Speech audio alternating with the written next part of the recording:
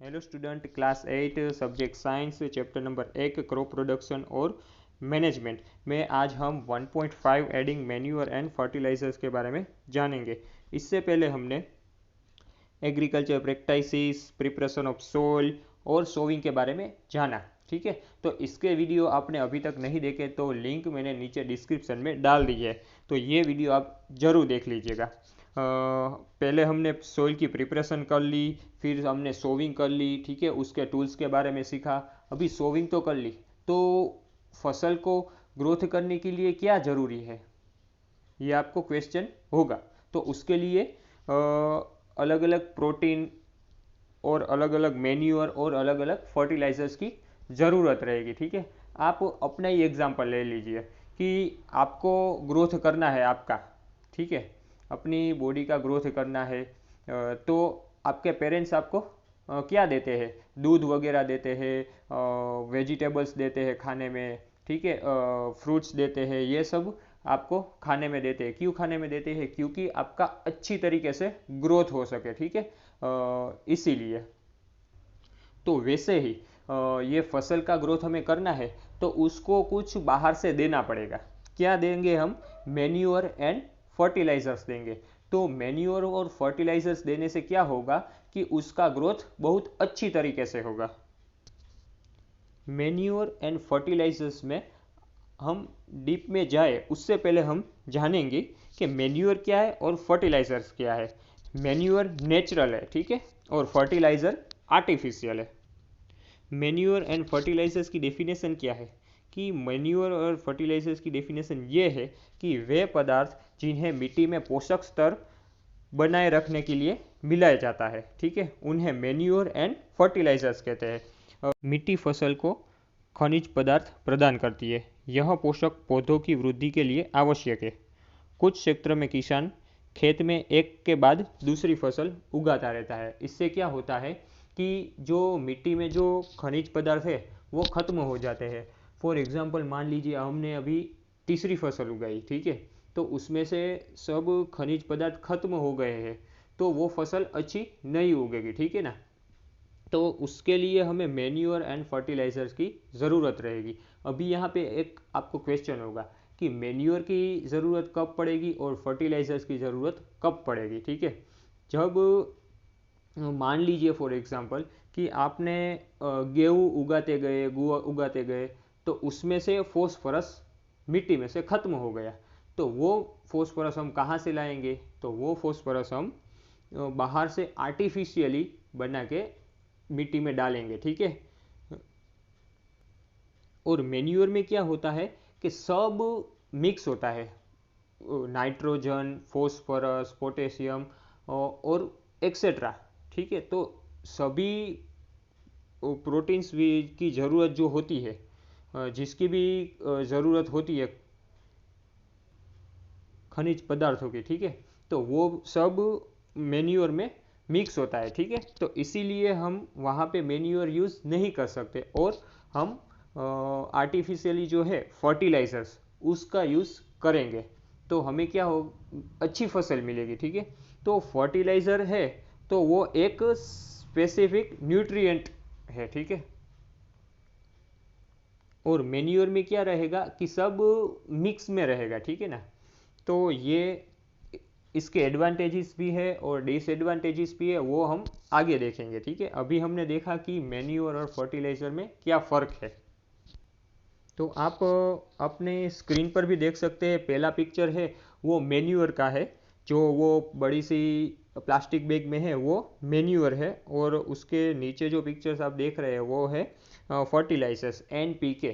वो आप आगे पढ़ेंगे इसी चैप्टर में, मतलब कि नाइट्रोजन, फॉस्फोरस और पोटेशियम है वो। ठीक है, तो ये क्या है, दवाई जैसा आपको दिख रहा होगा, तो वो क्या है कि वो सब फर्टिलाइज़र है। ठीक है, और एक क्वेश्चन अभी भी यहाँ पे होगा आपको कि मैन्यूअर बनता कैसे है। ठीक है, तो उसके बारे में हम जाने कि मैन्यूअर एक जैविक पदार्थ है जो कि पौधों या जंतु के डिकम्पोजिशन से प्राप्त होता है।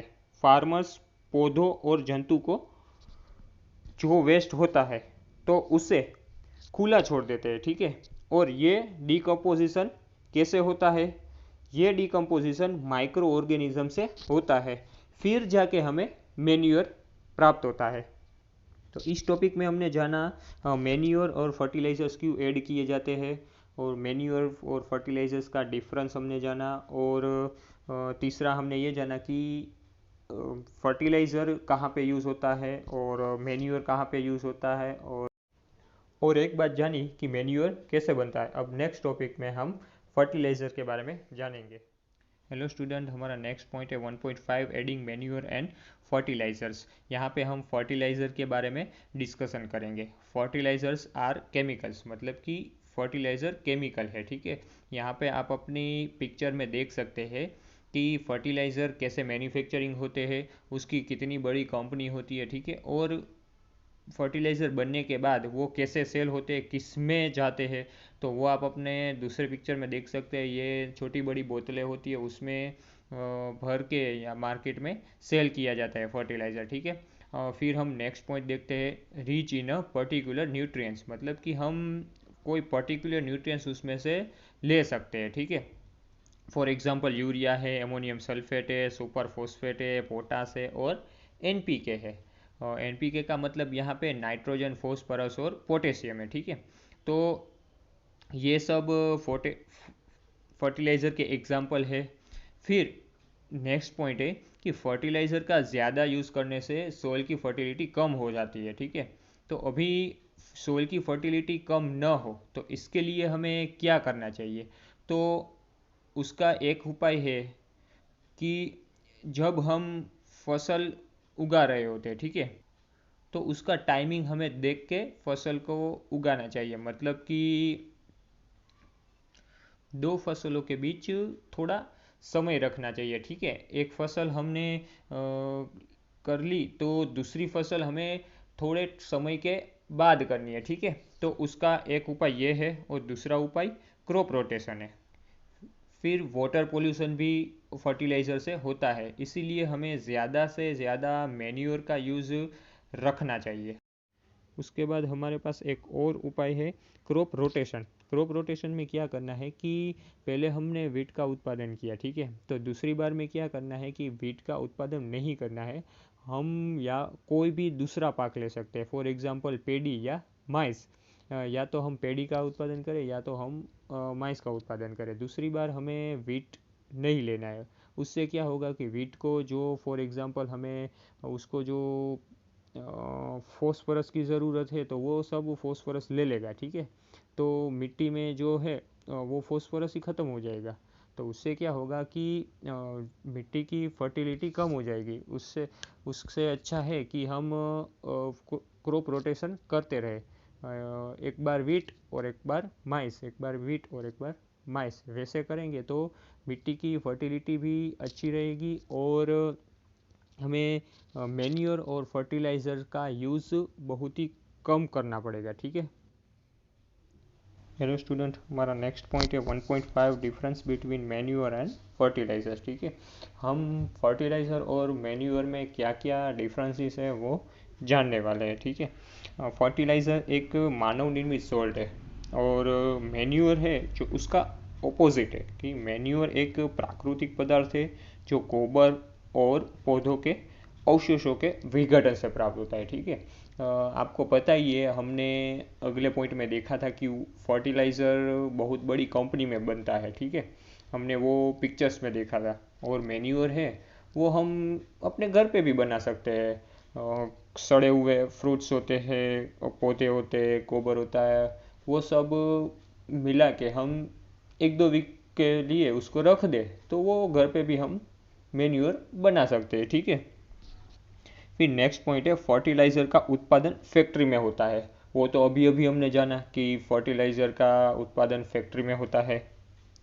दूसरा पॉइंट है, मैन्योर खेतों में बनाए जा सकते हैं, ठीक है। वो भी हमने जाना कि मैन्योर खेतों में बनाए जा सकते हैं, और कोई ऐसी जो जगह हो जहाँ पे कुछ यूज़ ना हो, किसी प्लेस का यूज़ ना हो, वो जगह पे हम गड्ढा करके ये सब गोबर, पौधे और फ्रूट्स वगैरह है सड़े हुए, वो सब डाल के हम मैन्यूअर बना सकते हैं, ठीक है।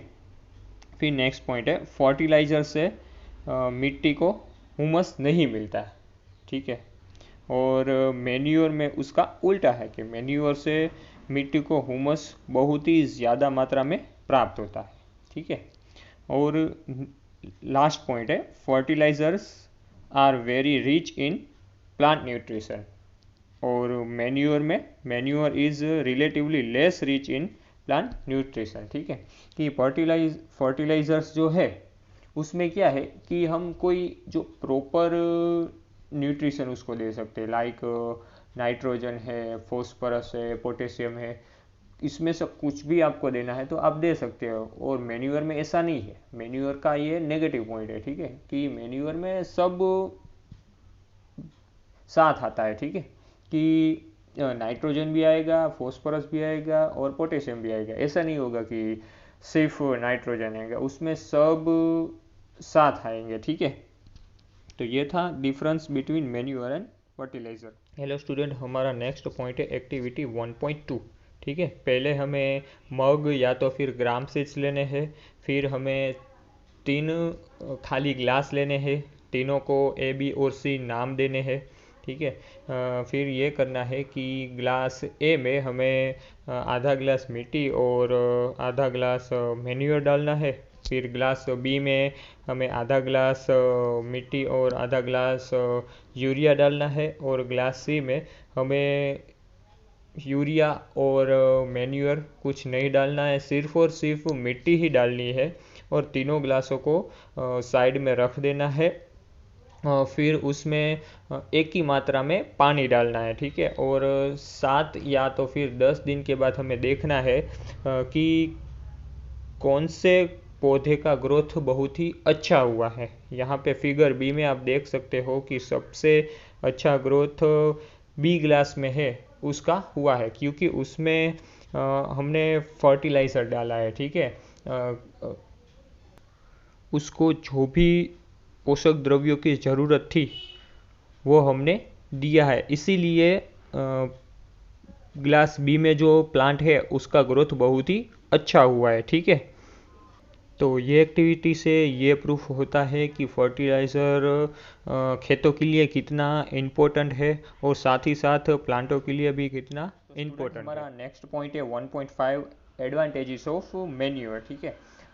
ये मैन्यूअर और फर्टिलाइज़र में लास्ट पॉइंट है, एडवांटेजेस ऑफ मैन्यूअर। तो मैन्यूअर हमें क्यों यूज़ करना चाहिए फर्टिलाइज़र की कंपैरिजन में? क्योंकि मैन्यूअर बहुत ही अच्छा है फर्टिलाइज़र की कंपेयर में।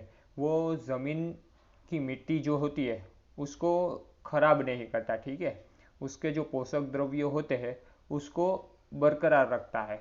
और यहाँ पे जो फर्टिलाइज़र है वो केमिकल होते हैं और केमिकली वो मिट्टी को हानि पहुंचाते हैं, ठीक है। उसमें जो माइक्रोब्स होते हैं उसको हानि पहुंचाते हैं, इसीलिए हमें ज़्यादा मैन्यूअर का यूज़ करना चाहिए। और हमारे जो घर के पौधे होते हैं उसमें भी ज़्यादातर मैन्यूअर हम यूज़ करें तो बहुत ही अच्छा रहेगा, ठीक है। हाँ, कभी कभी आप फर्टिलाइज़र यूज़ कर लो तो कोई बुरी बात नहीं है, ठीक है। बट मैन्यूअर ज़्यादा अच्छा रहेगा। तो यहाँ पे हम देखते हैं कि और इसके अलावा कौन कौन से एडवांटेजेस है मैन्यूअर के, ठीक है। मैन्यूअर फर्टिलाइज़र की तुलना में अधिक अच्छा होता है। इसका मुख्य कारण ये है कि इससे मिट्टी की जल धारण क्षमता में वृद्धि होती है। इससे मिट्टी छिद्रालु होती है जिसके कारण गैस विनिमय सरलता से होता है, ठीक है।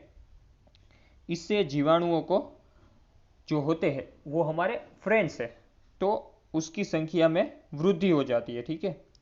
इस जैविक खाद से मिट्टी का गठन सुधर जाता है, ठीक है। और उसका जो टेक्सचर है तो वो अच्छा रहता है, ठीक है। वो जो मैंने अभी कहा कि इस जैविक खातर से मिट्टी का गठन सुधर जाता है तो जो उसका टेक्सचर रहता है वो बहुत ही अच्छा रहता है, ठीक है। तो ये कुछ मैन्यूअर्स के एडवांटेजेस थे।